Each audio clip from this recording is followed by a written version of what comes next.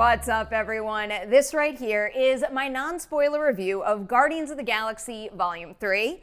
Before digging into the details here, I wanted to look back a little because usually I'm hesitant to dub a new movie a favorite of a franchise after one viewing and one viewing alone, but I will never forget my first screening of Guardians of the Galaxy Volume 1 back in the summer of 2014 because I walked out saying that is my favorite MCU movie, and you know what? It stuck. It is still my number one.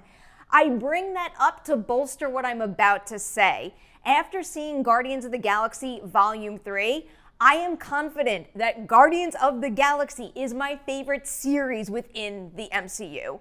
Guardians of the Galaxy Volume 3 is excellent. It's got a darker feel to it than the last two installments, but it's a darker feel that I think it well sustains, well earns, and it's also one that never strips away the fun and the irreverence of seeing this unlikely family of big personalities try to operate alongside one another. And with that, I'm ruining my traditional review format and kind of just jumping in feet first here, but I'm going to keep going down that path now. So one thing I was thinking about a lot while watching the film was just how wildly impressive it is, how seamlessly the movie shifts from heartbreak and real peril to laugh-out-loud comedy. And you know, this is going to sound like a random reference here, but a lot of you know how much I love the CBS series Ghosts, and this and that are not quite the same, but both, I think, just expertly managed to make those leaps when, on paper, I never in a million years would think it would work, but they do those shifts far better than most other shows and movies we have out there right now. But back to the darker, weightier material, I feel as though Gunn has earned the right to explore that territory based on how successfully he set up those threads in previous films. Also, in general, he's quite good at tackling real, relatable human truths via heightened superhero scenarios. And then to top it all off, he just really sticks the landing with the situations that he's exploring in this film. I honestly can't imagine a better mix of action, comedy, and emotional depth than what he delivers here. Jumping into character specifics now, it does feel necessary to do a roll call with this movie, not just because the Guardians movies are ensemble pieces, but more so, I would say, because there truly is no weak link in this cast. Everyone is doing exactly what they need to be doing in this film, and then some. I'm going to kick off my roll call, though, with, I would say, an overall series favorite for me. It's Karen Gillan as Nebula. First, she completely loses herself in that role, and it is not just because of the incredible makeup work. That character and her evolution just plain old does not work unless Gillan is able to maintain just enough of Nebula's anger and ferocity from the first film, while also incorporating performance, subtleties, and nuances, and letting her composure crack just enough to create a believable transformation.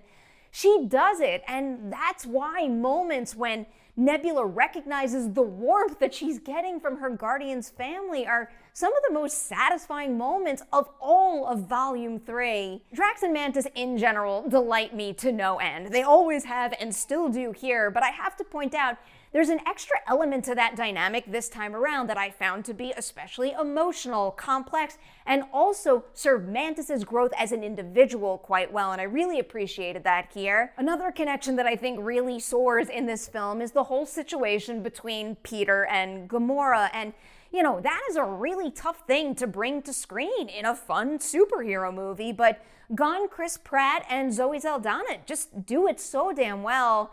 It is kind of tough to discuss exactly why I appreciate how they tackle that here without teetering too close to spoiler territory, but I guess I'll just say I really liked that they don't shy away from the complexities of that situation, or rather that they don't sugarcoat them at all. Continuing to touch on more of the roster here, there's a running joke between Cosmo and Kraglin that I found utterly delightful and could not get enough of, and I also still can't get enough of Groot.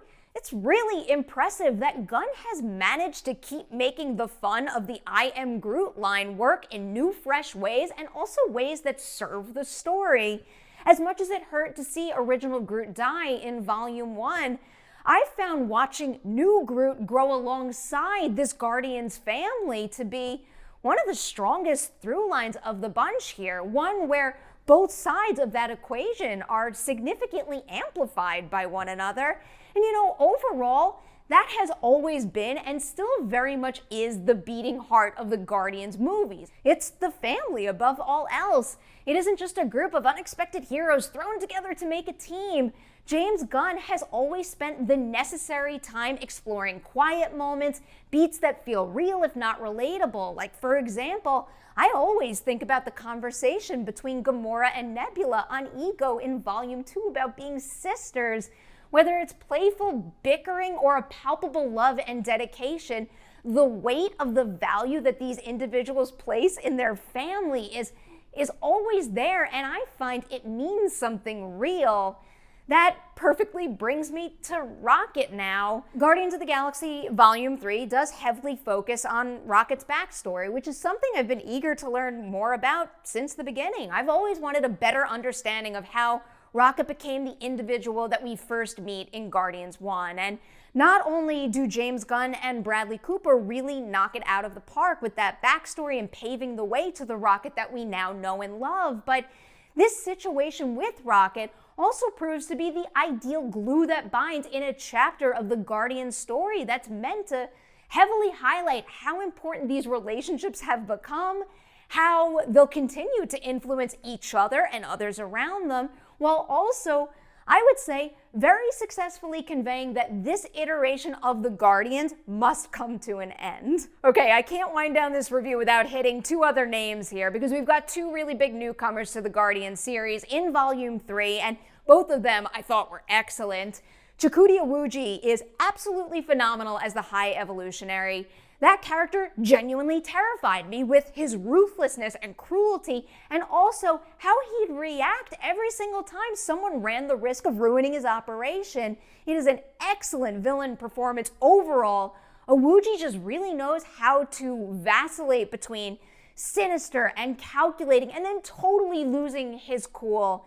It results in behavior and choices that are truly scary. But then there are also moments where he turns it up to an 11, and yes, still scary, but I also found it absolutely delightful to watch him take such big swings. And then, of course, we have Will Poulter's Adam Warlock. With this one, it is feeling kind of important to remind everyone that I'm not a comics reader. I'm not familiar with the source material here, just because I know that many were really looking forward to Adam making his Marvel debut, or at least not in the post-credits sense. And also because he does have certain qualities in the movie that I wasn't quite expecting given my limited Googling, but I will say I really dug what Poulter did with the character.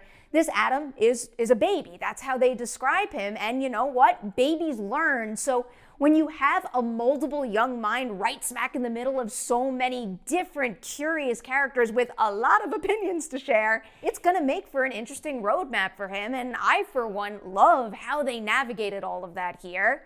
All right, it is score time. I am giving Guardians of the Galaxy Volume 3 4.5 Deweys out of 5 on the Dewey Decimovie scale. Yet again, Gunn delivers a movie that is brimming with laughs, with heart, and also some extremely impressive makeup, costumes, production design, visual effects, songs, of course, cinematography.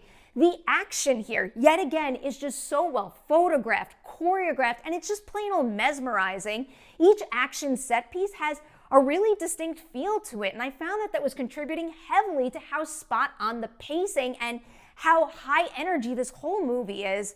The Guardians are an odd bunch, and they play in a unique world, and I find that the only way to make an audience really believe that they are real is by having every single department firing on all cylinders with a leader who knows how to bring their work together in a cohesive vision. James Gunn is that person. He always has been. He is here with Volume 3, and I've got very high hopes that he'll continue to find similar success elsewhere in the future. All right, that's my review of Guardians of the Galaxy Volume 3. You know what happens now. You check out the movie, you hit the comments below, and you share your thoughts right there. Also, stay tuned. This week's episode of The Merry Hour will include a Guardians of the Galaxy Volume 3 spoiler interview. Thank you so much for watching. Like and share this video before you leave it, and I'll see you soon with more reviews.